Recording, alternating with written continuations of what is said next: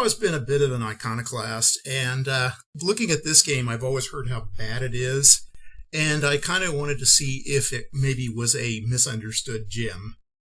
For those of you that don't have a lot of time, I'll get right to the point. Nah, this game kind of sucks. Now, if you do have the time to watch this video and you kind of like to watch a train wreck unfold, then go ahead and keep watching. But first, I'm going to talk a little bit about the history of Avalon Hill. In 1952, Charles S. Roberts started a game company out of his garage in Catonsville, Maryland. And at the time, he produced one game. It was a war game called Tactics, and he sold it by mail order. He christened this company the Avalon Game Company after the neighborhood in which he lived. Now, while war games such as Little Wars and Kriegspiel had been played before this time, Tactics was unique in that it was a self-contained, mass-marketed game that included a playing board map, playing pieces, and rules in a single box. Tactics was a success, and Roberts decided to develop further games under the auspices of the Avalon Hill Gaming Company, as his house sat on a hill. Roberts tinkered with Tactics and produced a follow-up to it, Tactics 2, in 1958, as well as his first historical game, Gettysburg, that same year. In August of '60, Roberts hired his friend from high school, Tom Shaw, to help design games, and Shaw would be for some time to come. Shaw's specialty would be a number of sports games, such as football strategy, baseball strategy, and basketball strategy. With the recession of 1961, Roberts began to struggle with debt and decided to declare bankruptcy for his company in 1963. Two companies, Monarch Office Services and J.E. Smith & Company, who'd been involved in the physical production of the game, saw an opportunity and purchased the company from Roberts before it was scheduled to go under. The newly acquired company was heavily reorganized, appointing J.E. Sparling as president and replacing all of the employees except for Tom Shaw. And in order to contain cost, a release schedule of only 2 games a year was set. In the mid to late 1960s, Avalon Hill produced a number of really popular games such as Stalingrad, Blitzkrieg, Midway, Afrika Korps, and Battle of the Bulge. And in 1967, a young game designer, Jim Dunnigan, would come on board with his naval game, Jutland. Dunnigan would produce a number of games for Avalon Hill before he set off on his own and founded Simulation Publications Incorporated, or SPI, in 1969. SPI would remain Avalon Hill's main competitor for about the next decade. In '71, Monarch bought out J.E. Smith and became Avalon Hill's sole owner. And in 1972, game designer Don Greenwood would join. And it was during this time that Avalon Hill would operate out of a warehouse in Baltimore. Now, this was a place that our young minds imagined to be a wonderland of gaming goodness, when in reality it was just kind of a rundown-looking warehouse in a rather seedy part of town. The 1970s were a golden age of wargaming, with Avalon Hill producing such classics as Panzer Blitz, Dune, Squad Leader, Victory in the Pacific, and Third Reich. Now, from 1964 until 1998, Avalon Hill also regularly published the General magazine, and this offered articles on strategy and tactics, historical information, and a really active classified ads section that promoted finding opponents and playing by mail. In '76, the company acquired several games from 3M's gaming division, and these included games such as Twixt, Feudal, and Acquire. All of these did well, and they provided inroads into the general gaming market. Also, a line of Sports Illustrated games came out that year, which were highly successful. Interestingly, at this period, 2 of Avalon Hill's most successful games were non-war games that included Faxon 5, and also several of Avalon Hill's critical successes were games that they published from other companies. From Games Research came Diplomacy, from Battle Lines came Wooden Ships and Iron Men, and from Jedco Games came The Russian Campaign and War at Sea. Also, they published Francis Tresham's very critically acclaimed games 1830 and Civilization. In 1974, Gary Gygax and Dave Arneson attempted to pitch Dungeons & Dragons to Avalon Hill, but they were turned down. Gygax then, of course, went on to found TSR and self-publish his role-playing game, which would come to dominate the game market in the 1980s. Now, Avalon Hill would try to rectify this mistake by the early 80s, and they produced a number of fantasy and science fiction games.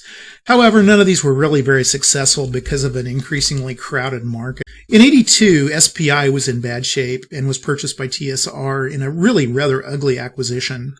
Now, Avalon Hill hired a number of the talented designers from SPI, and they formed Victory Games. And Victory Games produced a steady line of very successful, critically acclaimed games for a number of years, but they were eventually ignored and languished. Avalon Hill's other 1980s output was kind of a mixed lot. For every critically acclaimed game such as Frederick the Great, Storm over Arnhem, Upfront, or Britannia, there were a number of dogs such as Spices of the World, TV Wars, and the execrable Dr. Ruth's Game of Good Sex. Advanced Squad Leader, which was released in '85, was an immense success. However, it also functioned to cannibalize the sale of Avalon Hill's other war games, and a growing trend towards bigger and more complex games suppressed the sale of conflict simulations that were aimed at more novice players. With the growth of computer games in the 1990s, Avalon Hill released a number of computer game titles. However, most of these were really overly complicated, and the interfaces on them were pretty subpar. Consequently, they enjoyed really modest success. And while the quality of games improved somewhat in the early 1990s, a variety of additional factors began to spell doom for the wargame company. Now, one of Avalon Hill's critical successes in the 1990s was Francis Tresham's Civilization, but this also created a number of headaches for the company. The computer gaming company Microprose also produced Sid Meier's Civilization, which was a wildly successful game that shared a number of similarities to Tresham's game. After a series of lawsuits and countersuits, Avalon Hill ended up owing Microprose $411,000, and they could no longer sell Tresham's Civilization or 18. During the 90s, the face of game distribution was also changing. Independent bookstores at this time, which stocked small sections of war games, were being pushed out by big box bookstores such as Barnes & Noble and Borders. And mom-and-pop toy stores were driven out by Walmart. Hobby and game stores were moving their stocks to the more profitable comic books and collectible market. In 1998, Avalon Hill was purchased by Hasbro, which incidentally also gobbled up TSR, Wizards of the Coast, and Microprose in the same period. And it was bought for $6 million and eventually shuttled to its Wizards of the Coast subsidiary. Now, while most of the older Avalon Hill's intellectual property was sold off to other game publishers, WotC produced such games as Axis and Allies, Diplomacy, Risk, and Cosmic Encounters under the Avalon Hill's brand name. Now, while the Avalon Hill of the 1970s is long gone, wargaming has entered a second golden age with just an incredible array of high-quality games being produced. And business models for gaming companies have also improved, and they're now able to produce games and remain reasonably profitable. And it's given the chance for thousands of new game designers a means to get their games published. Now, this version of Kriegspiel is not to be confused with the Prussian war game that came out in the 1800s. This is an entirely different beast. It was created in 1970 by Tom Shaw, who at the time was Avalon Hill's vice president. Now, he'd asked Jim Dunnigan to design a simple war game for the American Toy Fair in March of that year, but Dunnigan's interest strayed to starting SPI, and Shaw was left to quickly design a game that, as he said, was done in a panic to meet a Toy Fair deadline. The game was a modest success and remained in print until '79, but it was critically panned. It was also Shaw's last game design, and he turned his talents to administration and marketing with much more success. Now, a traveling copy of Kriegspiel, which is returned every year to be resold, is traditionally the last item offered for sale during Gen Con's charity auction. And it's a small simulation of a conflict between two hypothetical nations, the Republic of Red and United Black.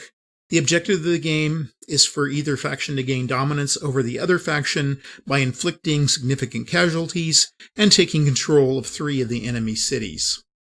In addition to the gloriously inspiring cover art of the box, the graphic design choices in this are rather interesting. The maps have a geomorphic aspect so that you can turn them and arrange them in about any way that you want. This was repeated again with games like Panzer Blitz and Panzer Leader, which I think did a little bit better job, but it is kind of a cool concept as you can create a whole variety of situations for gaming.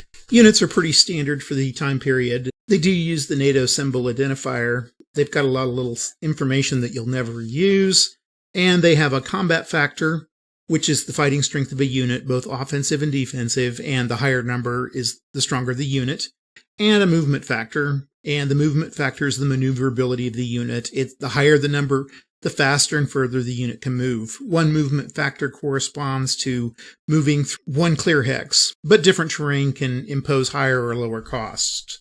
To start the game, Red chooses any 14 units from the 1st, 2nd, and 3rd Corps, and Black chooses any 13 units from A, B, and C Corps, and these are their starting units. They can also keep the remaining units of these corps in reserve and bring them in during the game. Both factions place all their initial units on their respective half map. A temporary divider should be placed between the two half maps so that the specific deployment is secret. Units cannot be deployed on hexes on the border. Those are the half hexes in between the two map boards.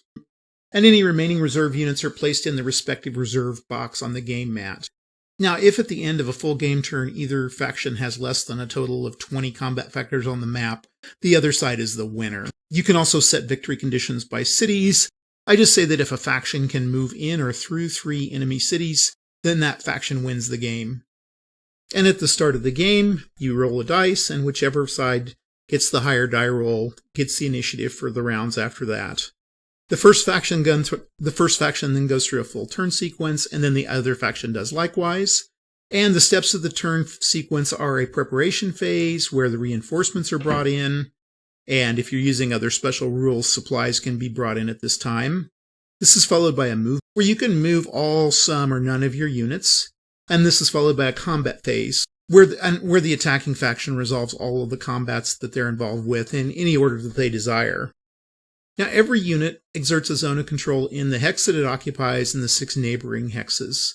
And this essentially represents the area that that unit can patrol or fire into. A unit has to stop when they enter an enemy zone of control, and a unit cannot move from one enemy zone of control into another enemy zone of control directly. And you must always attack any enemy units that are in your zone of control. Stacking is pretty severe in this game. Only one ground unit can at any point in time occupy a hex. So units cannot move through a hex occupied by another unit, whether it's friendly or an enemy. The armored units are not permitted to enter wood hexes, and this also includes advances and retreats. And only specialized units can enter mountain or sea hexes. Unfortunately, in this version, those units are a little bit hard to see. So in my 5-through playthroughs, I never use them. Now, paratroops are airborne units, and they can start in any friendly city and perform an airborne assault or a parachute drop in any allowed hex on the board. To do this, you transport the unit by air immediately to a drop zone hex, and the drop zone hex may not be in an enemy zone of control. And ignore me doing that when I do my game playthrough. Now, after the drop, the airborne unit can perform normal maneuvers. They can move and combat that turn. You can also do as many parachute drops per turn as there are airborne units to drop, and as there are cities to deploy them from. Combat occurs when a friendly unit enters the zone of control of an enemy unit, and it's done after the player has made all their movements. Sometimes the attacks can be divided among the attacking units in such a way that some attacks are performed at suboptimal odds, that is 1-to-1 or worse, in order to obtain better odds for some other unit. It's basically your typical soaking off strategy. And the attacker has to account for all the enemy units that are in a particular zone of control. In other words, everything has to be attacked, pretty much like any other basic wargame of this period. Combat odds are calculated once the total of the attacker's combat factor and defender's combat factors have been determined, and you calculate an odds ratio rounding down to the defender's advantage. Now, as you can see here, Kriegspiel has a very unique combat results system. It's basically a non-luck-based system. There's no dice. What it involves is you determine your battle odds, and you can see across the top here the battle odds from 1-to-3, 1-to-2, 1-to-1, 2-to-1, and 3-to-1. Simultaneously, the attacker chooses a card, and the attacker can either choose to engage and hold, to make an escalating assault, or to make an all-out blitzkrieg. Simultaneously, the defender chooses one of 4 different cards. The first is to abandon their position, the second is to make a fighting withdrawal, the third is to stand fast, and the final one is to hold at all costs, basically no retreat. Each side then presents their card, and then you go to the matrix, you go to the column for the combat ratio, and you determine what happens. Generally, those involve either no combat, an attacker elimination, a defender elimination, or an attacker or defender losing 4 units. The nice thing about the units is most of them have a step loss system, and to remove a certain number of units, you just flip the chit over. So retreats and advances are pretty much like any other game from this time period. If a unit's forced to retreat, then the enemy unit decides on the route of retreat, and a unit can be moved in any direction. However, it cannot be moved into an enemy zone of control or edge of the board or into prohibited terrain like the sea. It can also not be moved in any way that would violate stacking rules. Now, if there's no route of retreat that doesn't violate these prohibitions, then the unit is eliminated. And retreats are always performed before advances, and you can't position an advancing unit to cut off a retreat. If the attacker chooses a tactic that involves an advance, then the attacker can advance any unit that's participated in the combat the specified distance. However, the units cannot pass through an enemy zone of control, and they have to stop upon reaching an enemy zone of control. They can also not move into prohibited terrain, and they cannot move in any way that would violate stacking limits. If an advance cannot be found that meets these requirements, then it's not possible for the unit to advance. That's pretty much it for the rules. There are a number of optional rules, such as replacements, weather, prisoners of war, supply, air support, fortifications, nuclear weapons, peace talks, all of these. And they're now the problem I've seen with these is that they're kind of modular in nature. Many of them require that you use another one of the optional rule modules in the game. However, at the same time, many of these optional rule modules come into conflict with each other, and it causes some problems. Obviously, there was not a lot of editing and playtesting done, and I'll probably say that several other times in this. Anyway, that's what I've got for the rules. Let's go ahead and run through a game. Now here's Kriegspiel set up, and we've got on the left United Black, and on the right the Republic of Red. In between the two, where the two boards would be set up, is the boundary between them. And we're going to try to take 3 cities. That's going to be the general goal for victory on each side. We'll see who gets to go first by rolling a dice. We'll say black rolls a 5, red rolls a 2. So black gets to go. And they will move 1, 2, 3, 4. Let's see, what sort of strategy should I use before I get going here? Well, it looks like actually I could roll into these 3 cities down here from black's viewpoint and take them. I will have to kind of keep red at bay. So we'll go ahead and do that. I think I'll go ahead and try to put some units up here, maybe these heavy units. And then these light units will try to move quickly in here. Now there's a problem down here. You can see there's no river here. Actually, though, I think I can go 1 per move on rivers, so we'll do that. We'll take that river thing.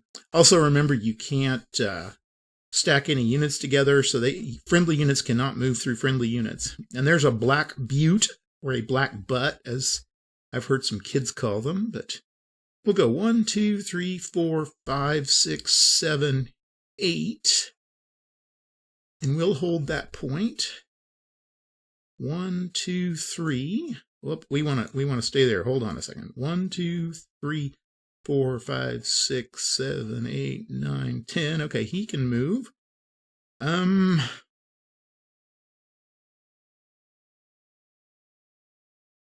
there's 1, 2, 3, 4. I don't think the issue with this game is that there's too few units. I do think that the units can move too far, so it kind of means that they can kind of pick up and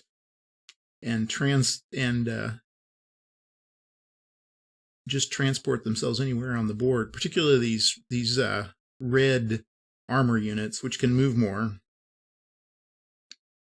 And to simulate asymmetric combat, they just basically changed the units a little bit. Okay, we'll move him here. There's nobody over here, so we need to move this 15. 1, 2, 3, 4, 5, 6, 7, 8, 9, 10, 11, 12, 13, 14. Okay. 1, 2, 3, 4, 5. And then 1, 2, 3, 3.5. Okay, and then 1, 2, 3, 4, 5. I think I got to move. Oh, we're going to keep our paratroop here. Oh, I can't move through the city then. The paratroop's blocking his own unit. This makes no sense. Okay. 3, 2, 2, 3, 3, 2, 3, 4, 2, 3, 4, 2, 3, 5. 4, 5. Okay. 1, 2, 3, 2.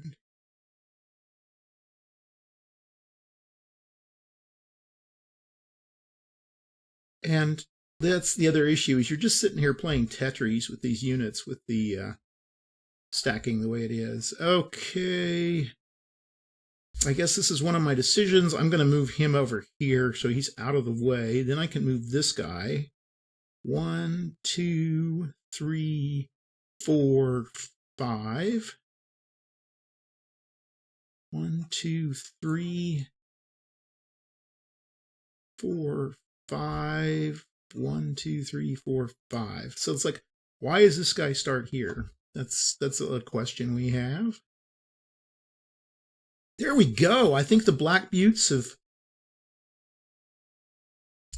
been able to take a bit of a defensive position. Now, what's Red going to have to do? Now, Red's going to take some time to have to mobilize down here to the south. Get all these units to swing around. And they're just going to push here. Okay. I can try to take... Okay, I'm going to try to take advantage of this. So 1, 2, 3, 4. And him here.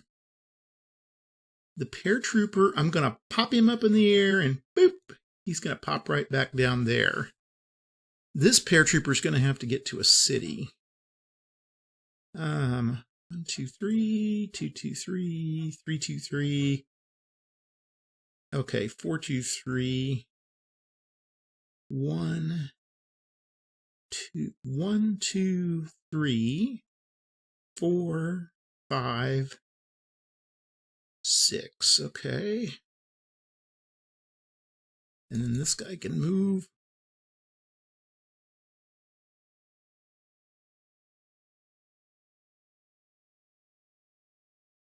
And our paratrooper, ignore the supply units. I think one of the issues, and I may have talked about this in the beginning, is there's a lot of modules that are attached to this game. There's the nuclear option, there's some diplomatic options, there's supply options, air options, replacements.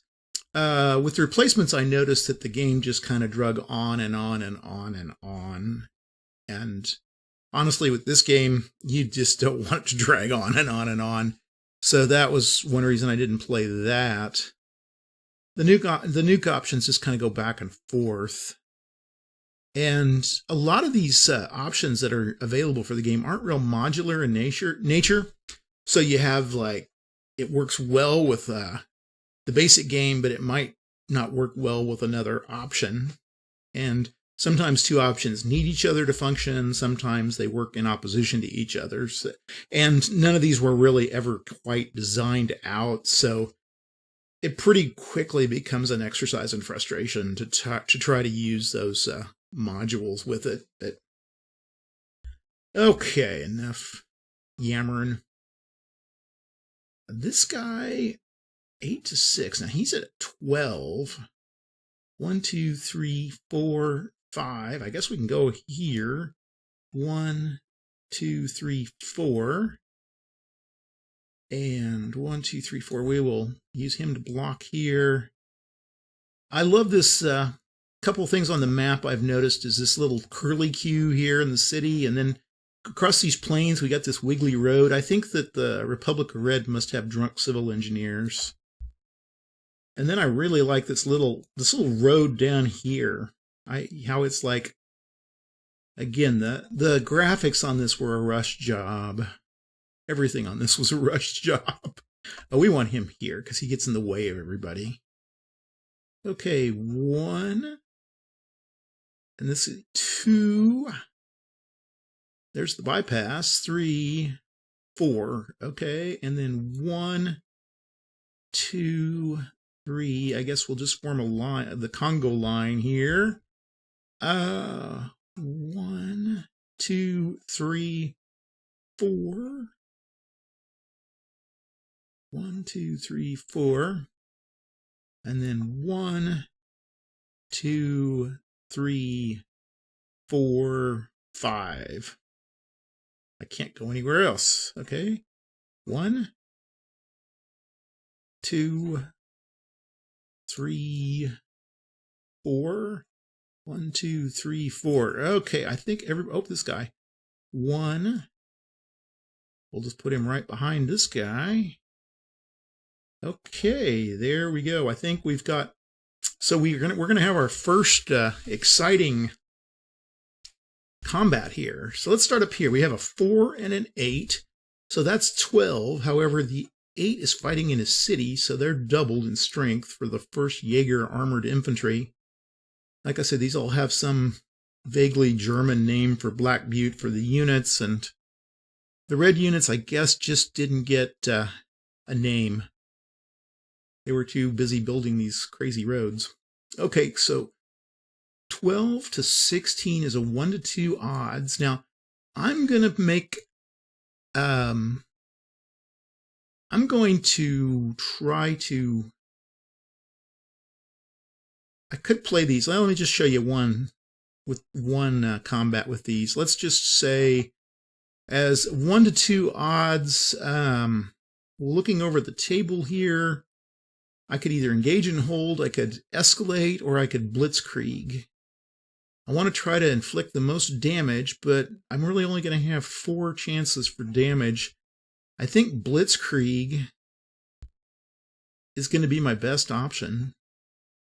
It doesn't really matter. Okay. I'm just going to say I'm going to blitzkrieg. Now, let's see. What would I do if I had a good position? I'm going to hold. I'm going to stand. Now I'm going to hold at all costs. Defender's going to hold at all costs because they're in a city. So I'm just going to pretend like they know what they're talking about. These are really more just labels, though, than any sort of actual application to real life situations.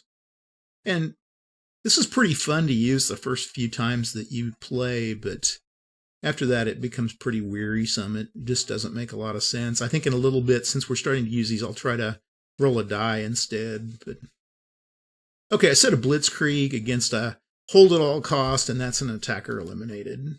Let me show you down here. Blitzkrieg. Okay, there I chose the card. You put it here, and attack. We'll say hold at all costs for the defender. We put that here. Let's try it again. Blitzkrieg. Okay. Hold at all costs here. And reveal. So the Blitzkrieg could have advanced 4 squares. The hold at all costs could not retreat, but it was an ALM, so the attacker's eliminated. So goodbye to red. They just lost a huge number. And send to graveyard. Okay, down here, 8 and 4 is 8 to 16 to 6. So we've got 2 to 1 odds. I'm going to use a middle. This guy's surrounded, so he's going to hold at all costs. The defender is. But I'm going to take the middle option for attacker. So the middle option at 2 to 1 was that's escalating assault and the hold at all costs. So it's defender eliminated. So this little guy is gone. And then right here, 2 to 1 odds. I'll say this guy is going to try to back off. The defender is, and he's going to blitzkrieg. So let's see what happens. 2 to 1, a blitzkrieg, and backing off is abandoned position. So attacker loses 4 and defender's eliminated. Okay, so attacker loses 4, so he can do a step loss there, and the defender is eliminated. Okay, so everybody, black gave as much as it got. So we're back to the next turn. The black butts get a go. 1, 2, 3, 4. And this guy will get a go. 1, 2, 3.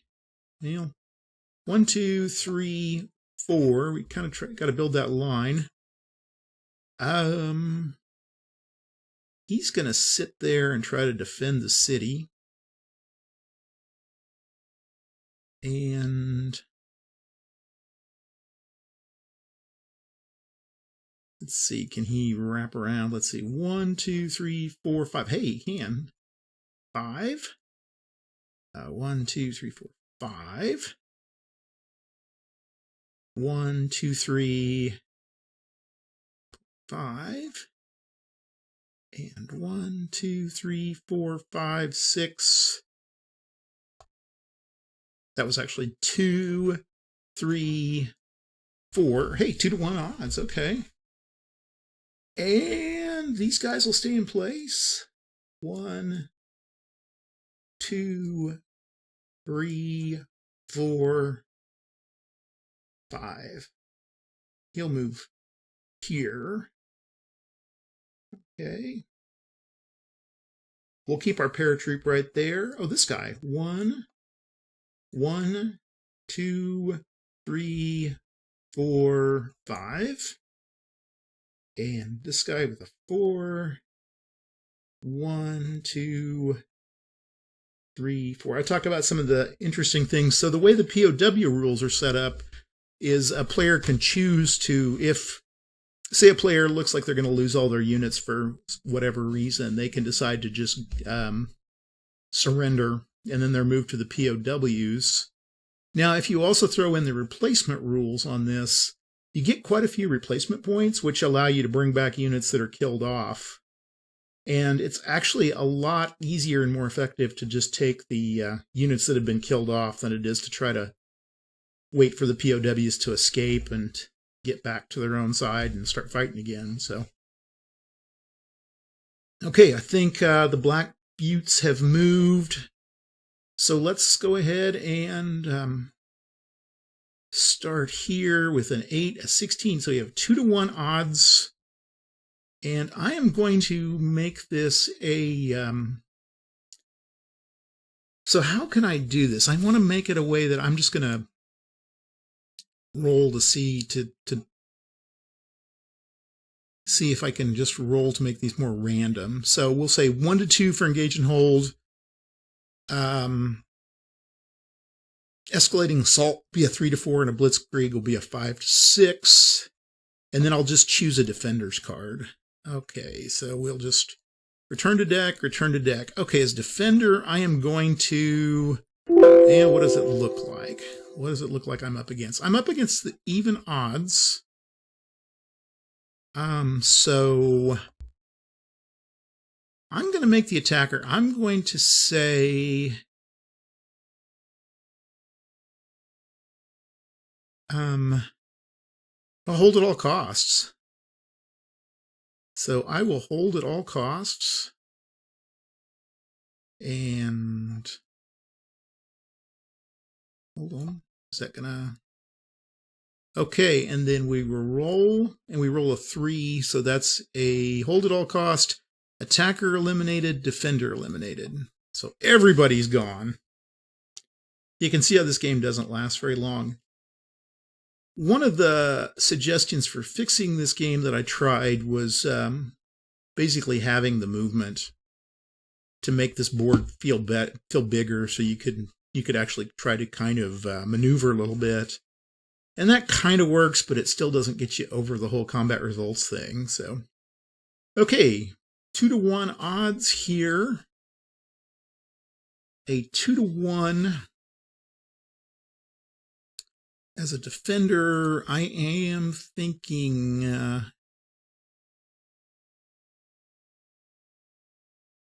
what am I thinking? What looks like the attacker could really take it? I'm going to say that I'm going to stand fast. That looks like that I can... So we're going to reveal that, stand fast, and the attacker does a 4. 1, 2, 3, 4. Defender eliminated. Okay. Send this guy to the graveyard. And then a 2 to 1 odds. I'm going to say the same thing. I'm going to stand fast, and we'll see. This time he does a 1, so he doesn't engage and hold. And I stood fast, so the attacker loses 4, and the defender is eliminated. Okay, so we're going to do a step loss and an elimination here. And that was a no combat, wasn't it? Oh, we'll leave those guys. Okay, red gets to go. Republic of Red.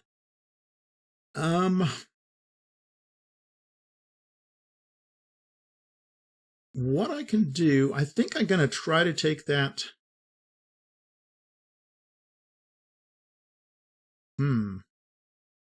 I actually need to defend my cities here. So we'll get down here. 1, 2, 3, 4.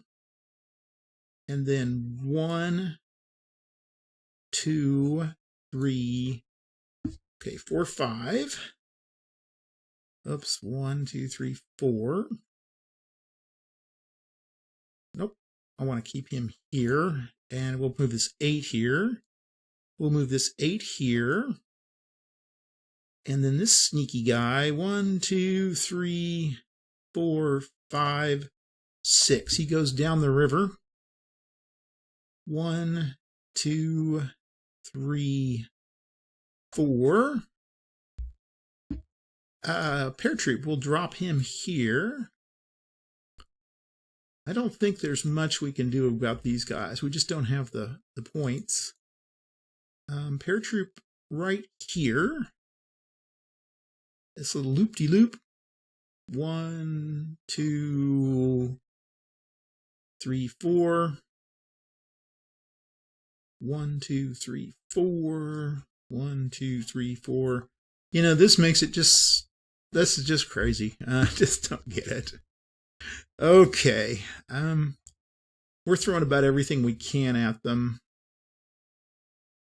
Hopefully this guy won't mobilize against my dudes here. I'll move these guys into the woods at least.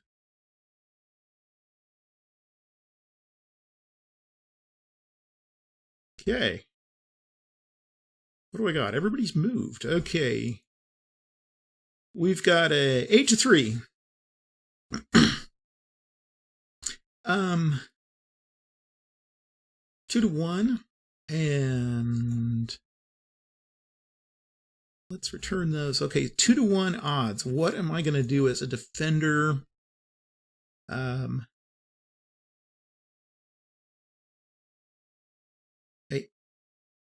8 and 4. Let's take here. We'll start here. 1 to 1 odds here. Because I got 12 to 4, 8, 12 to 8. With 1 to 1, I am going to try to... As black, I can't really hold at all costs. We'll stand fast. Let's stand fast there. Stand fast. Okay, move that and reveal it. And then we're going to roll 1, 2, 3. So 3. Stand fast. A eliminated, defender eliminated. So these are bloody battles. Both sides just send each other to the ground. Now, oh yeah, supply units are there. You can make that change the odds a little bit too. But the other thing about the odds is I wish there was like a 4 to 1 or 5 to 1 or things like that. Okay, red has 4, 8, 12 to 4, so 3 to 1. And I think I'm going to stand fast, or I'm going to hold at all costs. 3 to 1, I'm going to hold at all costs. I roll a 5, so I got a blitzkrieg against a hold at all costs. So attacker loses 6 and defender's eliminated. So send him to the graveyard, and we will... I want to keep my paratroop. My paratroop, as opposed to my apple troop. Okay, these guys.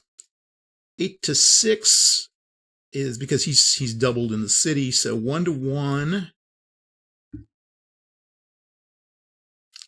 Let's just, at 1 to 1, let's try to abandon my position. See what happens. Okay, and then the guy against me, we roll a 5. So 1 to 1, abandon position, attacker eliminated, defender eliminated. Hey, at least this game's fast. Basically, everybody just Beats themselves to a pulp. Okay, 8 to 6, 1 to 1. We're going to do the same thing. We're going to abandon our position because I don't want to draw another card. I'm too lazy. So 1 to 1, we got a 4. So that's going to be a escalating assault against an abandoned position is no combat. And that is the end of Big Red's move. Now we can go with United Black.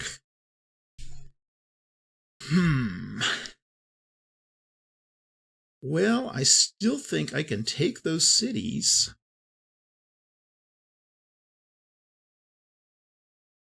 I may have to move down, though, a little bit. So he's got a 6 to 8. He can cross the mountains there. 1. Well, he's in a pretty good defensive position. He's in a good defensive position. He can go here. Now, the other thing about these rivers, they're not on hex side, so is this guy on which side of the river? I'll say, who knows?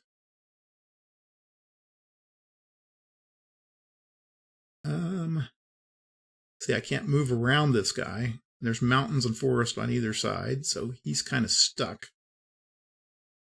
We'll just have to use this guy. 1, 2. Oh, hold on. We got to move our...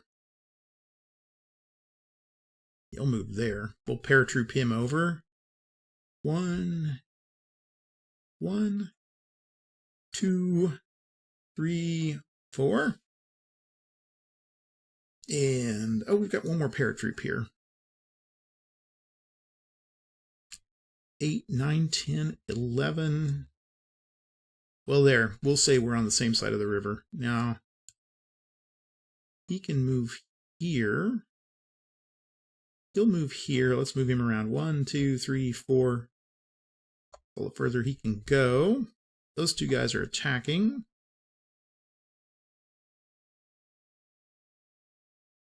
Okay, black will go 8, 9, 10, 11, 12, 13, 14 to 4. 3 to 1.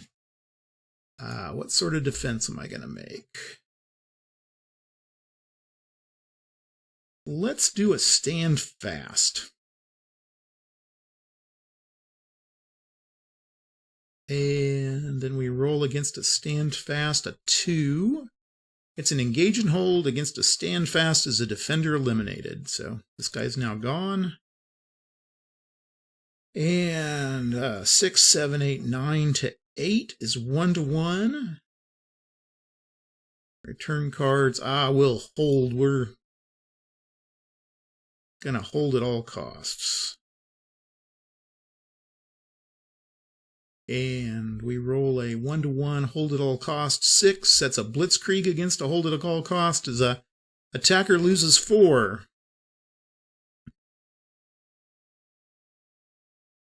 That's a step loss and a send to graveyard. Okay. That was it for red, or blue, or for black. Okay, now red gets to go.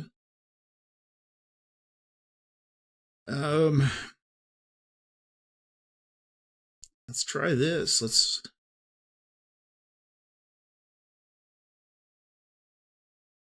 1, 2, 3, 4, 5, 6. And then we'll glom up on this guy. We'll follow him and him. And then 1, 2, he can do this town. I'll hold him in position here. Okay. 2 attacks. We've got an 8 to 3. So 2 to 1. I think I'll try to abandon my position there. And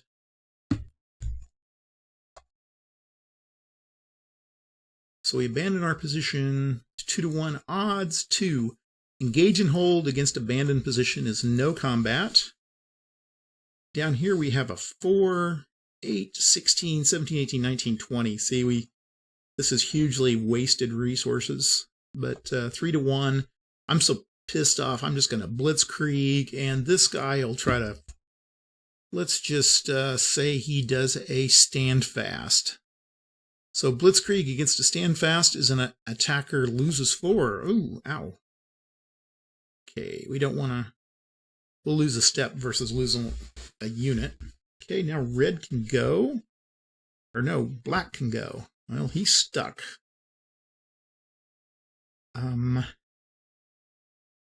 He'll attack here.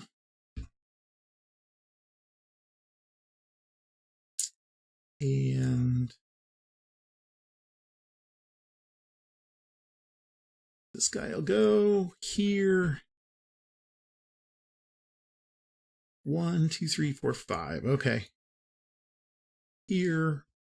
1, 2, 3, 4, 5. Okay. Black is going.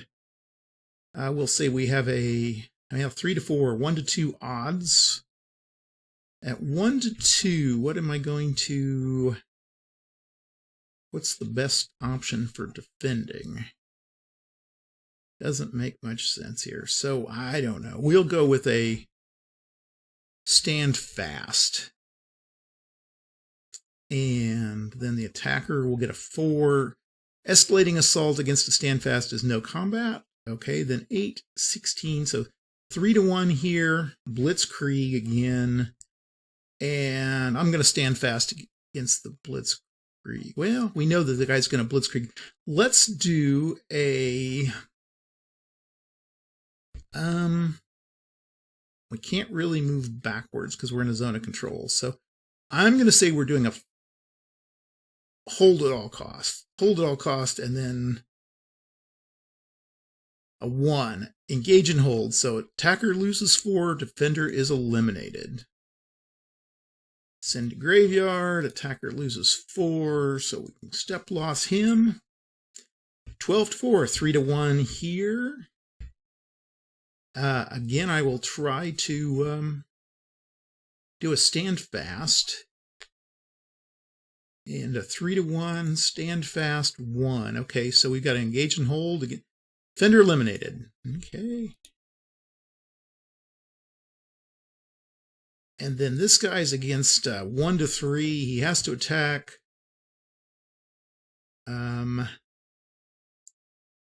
He will try to do a. It doesn't matter. Let's do a hold at all costs as a defender. And a 6. Okay. Hold at all costs against a blitzkrieg. Attacker eliminated. Defender loses 4. Okay, so he is eliminated, but he took some down with him. Well, that was kind of fun. Send to graveyard. Okay, that's it for those guys. Red gets to go.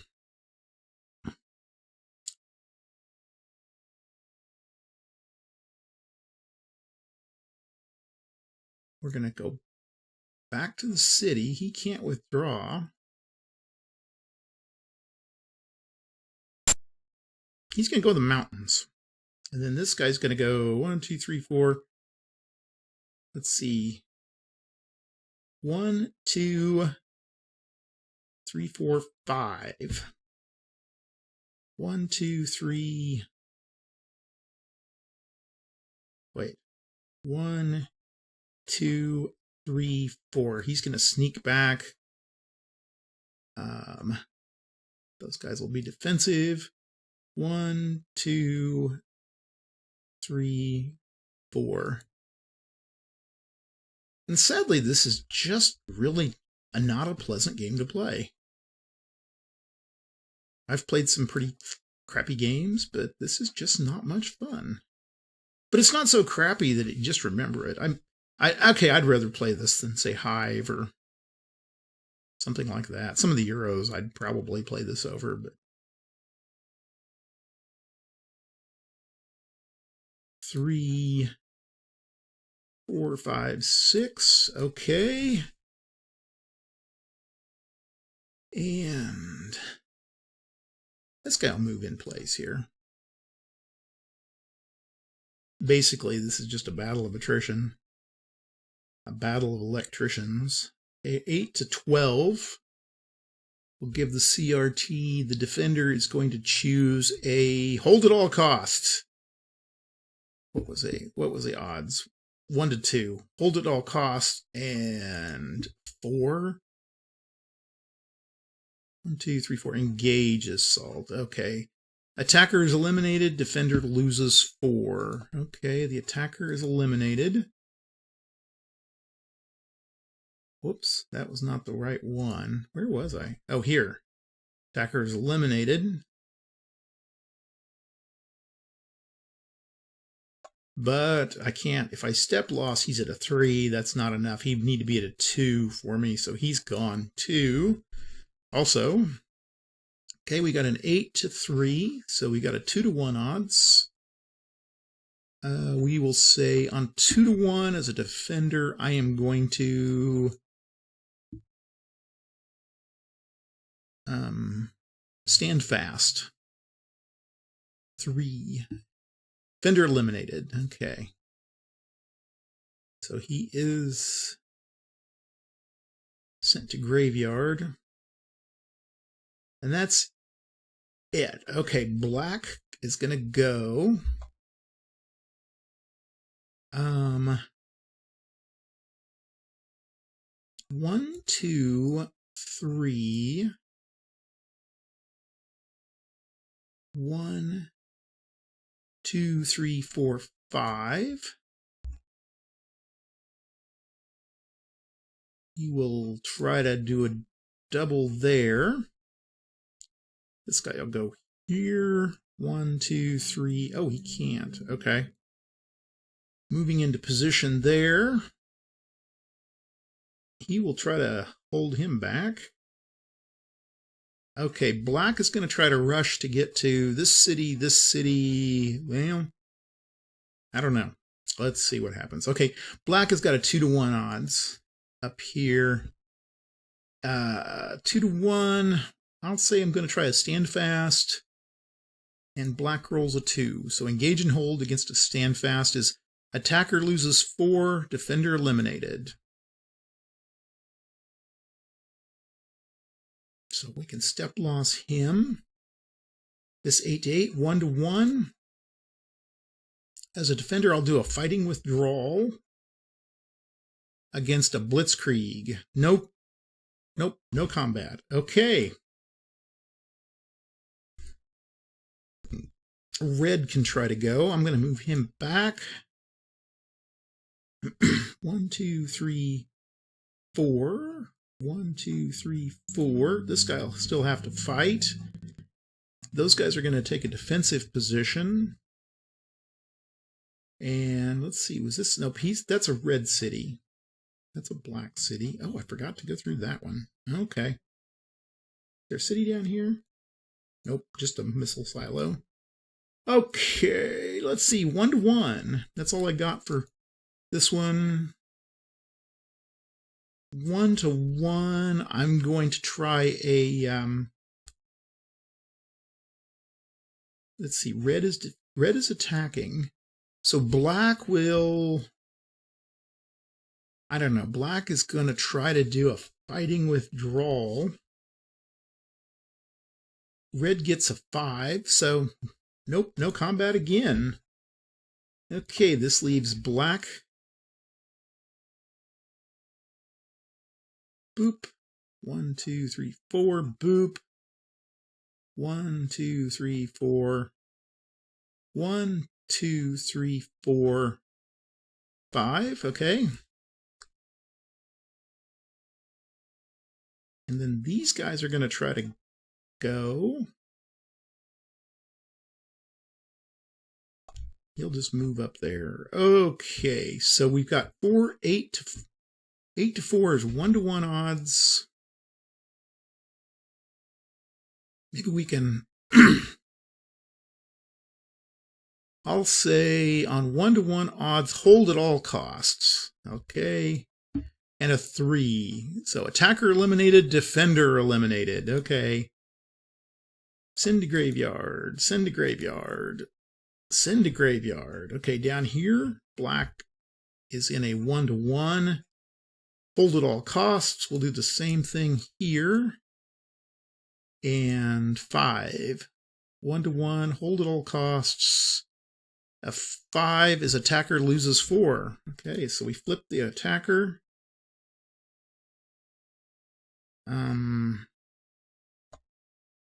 Black was the attacker. See, I can't even remember which side I'm on. Okay, red, you get a go. 1, 2, 3, 4. Okay, red has 2 cities. I'm going to go, wait. Red can pop down and pop through this city and then pop to that city. So that gets the 3 cities. And luckily, that game is done. Worse out there. There was a late Roman Empire game that SPI put out that